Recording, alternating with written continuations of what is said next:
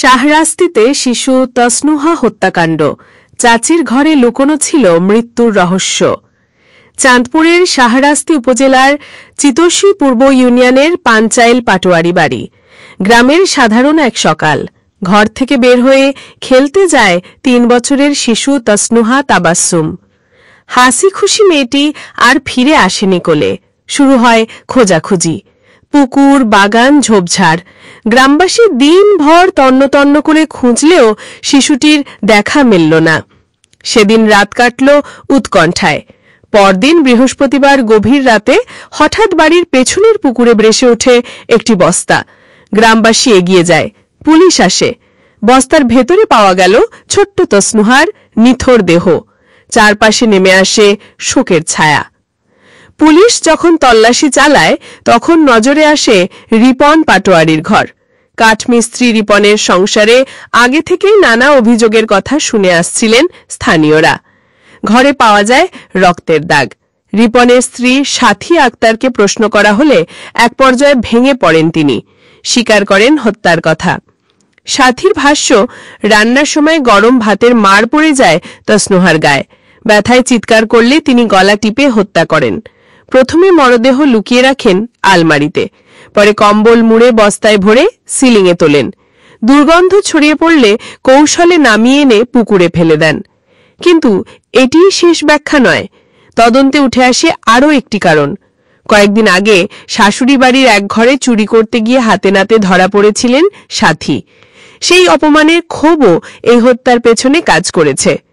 রিপন সাথীর সংসারে রয়েছে 2টি ছেলে সন্তান। একজনের বয়স 6 বছর, অন্যজনের মাত্র 2। অথচ তাদের মায়ের হাতেই প্রাণ গেল প্রতিবেশীর 3 বছরের শিশুর।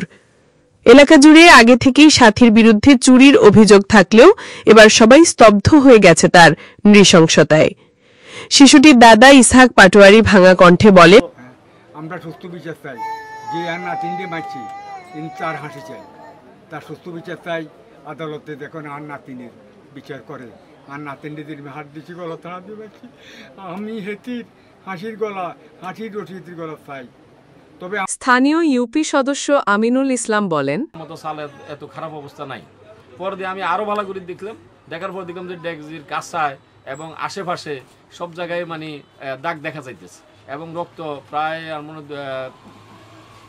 হবে প্রায় 200 টাকা 300 টাকা এরকম হবে, এইভাবে দেখা যাচ্ছে। তখন আমি স্যারে বললাম যে স্যার কনফার্ম এখানে এই ঘটনাটা ঘটছে। পরে দিয়ে স্যারে বললাম যে আপনি এই ঘরে যে ছেলেটা, এই ছেলেটাকে গ্রেপ্তার করেন। পরে দিয়ে ছেলেটা। শিশু তাসনুহার মা কাঁদতে কাঁদতে বলেন, আমি সেখানে কেমনে আমার জালে আমার মেয়েরে খুন করি বলে আমি শুধু খুন বিচারছি, আমি তার ফাঁসি চাই।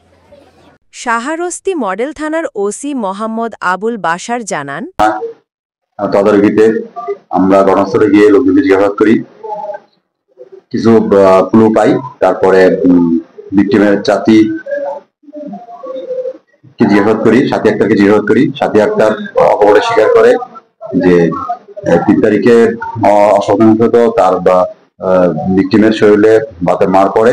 তারপর চিৎকার চেঁচামেচি করার পরে সে 2 হাত দিয়ে গলা টিপে বস্তার ভিতরে পড়ে। প্রথমে শোকেসে, ঘরে শোকেসে লুকায়, তারপরে কার বাসায় লুকায় অর্জন জানতে পারে। আসামি সাথী আক্তারের বিরুদ্ধে আমরা আইনগত ব্যবস্থা গ্রহণ করতেছি। ভিকটিমের পিতা রুবেল মিয়া বাদী হয়ে আসামি সাথী আক্তারের বিরুদ্ধে এজাহার দায়ের করেছে।